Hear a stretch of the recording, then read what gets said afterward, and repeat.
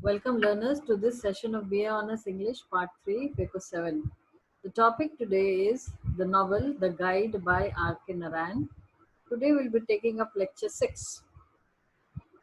On seeing some trouble bringing up between the couple, that is Marco and Rosie, Raju volunteers. Raju is the guide, remember, with a solution to sort out the issue. They are fighting over some trivial issue and he offers to help them out. He comes upstairs and knocks at the closed door. He answers that he's Raju, not her husband. It is the wife who has got angry and she has locked herself inside the room. And it is Raju who he voluntarily offers to help Marco in negotiating with Rosie. So he has come upstairs and knocks at the closed door. Inside the door, Rosie is there. She is not opening the door to her husband. He answers that he is Raju, not her husband, and requests her to open the door. He further adds that he is unable to take off his mind from the vision of her dancing form.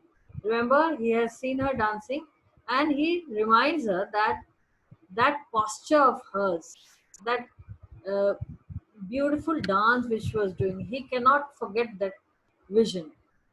Now, the moment he says this, it works like a miracle. This works like a miracle.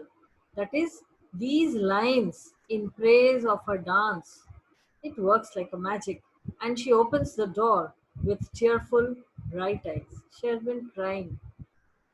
She questions him. Why does he want her to accompany this disgusted man, her husband? Raju leans over and answers, without you, life would be blank, expecting her to bang shut the door on his face. But she seems delighted and readily consents to come with him. Further, they means Marco, Raju, and Rosie. Further, they join Gafur, the driver, and proceed to the Peak House. By the time they reach the Peak House, it is afternoon. The Peak House is situated at a cliff in the Mempi Hills and overlooks a stunning view of the forest. It is, I quote, like heaven to those who loved wild surroundings. Line 57. Rosie loved the forest and is excited about it, but Marco does not appreciate all this and he seems to be annoyed. Joseph, the caretaker at the pig house, he provides the food, alerts them to keep the doors locked in evening and beware of the wild animals which throng the jungle. After Joseph leaves, they watch the sun set down. Raju provides the food. He finds himself attracted towards Rosie and wants to show his love for her. He wants to gush over his affection, that strong impulse of love which is brewing up inside him. He controls his emotions on seeing Marco join them. But Raju is quick to fathom the note of disapproval between the two couple, not two, between the couple.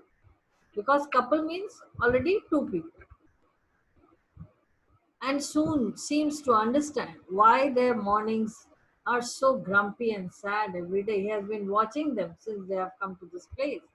The love between the couple was missing. That is, he could understand that Marco and Rosie did not share a good relationship. The following morning, Marco takes to the cave and examines the paintings, and Raju wonders why he loves working with these dead and decaying things, while all the time ignoring the beautiful and alive wife at home. He fails to understand this attitude of this man called Marco. When alone with Rosie, Raju, he questions that how can Marco fight with him? That is, she's such a good person. She's such a beautiful person. She is a woman of great qualities. How could that man fight with her? She does not understand his question. Raju eventually pours out his heart to her, and she responds to it by saying that he is almost like a brother to her. But Raju was on a reckless spree and he wants to know why she married Mark. He's adamant. He's delving into her story. He wants to know more and more about them. She admits that she belongs to the Devdasi caste and was in a dire need of money. Devdasis were dancers who dedicated their entire lives to the temple and they were looked upon by the society. All women in her family, stretching back to several generations, were Devdasis and they were treated as public women. Now, Rosie is a well educated modern woman. Through a matrimonial advertisement, she married Marco because Marco did not believe in the present caste system and he just wanted to marry a woman who was well educated. And here was Rosie. Marco did not believe in caste system and wanted to marry a modern educated woman and she fitted the bill perfectly well. And Marco being a rich man, who could have resisted marrying a rich man? She defends her choice even though happiness eludes her in this relationship. Raju blurts out. He would have kept like a queen. He opens up to the fact that if he was in place of Marco, he would have treated her like a queen. The next day, Raju takes Rosie to sightseeing in and around the Malgudi town. Rosie is very excited and behaves like the child woman. They visit the market, the hotel, and the cinema. Gafur admonishes Raju to behave with caution, as Rosie is a married woman. Raju is hardly bothered to listen to him. He throws all caution to air, and he is head over heels in love with Rosie.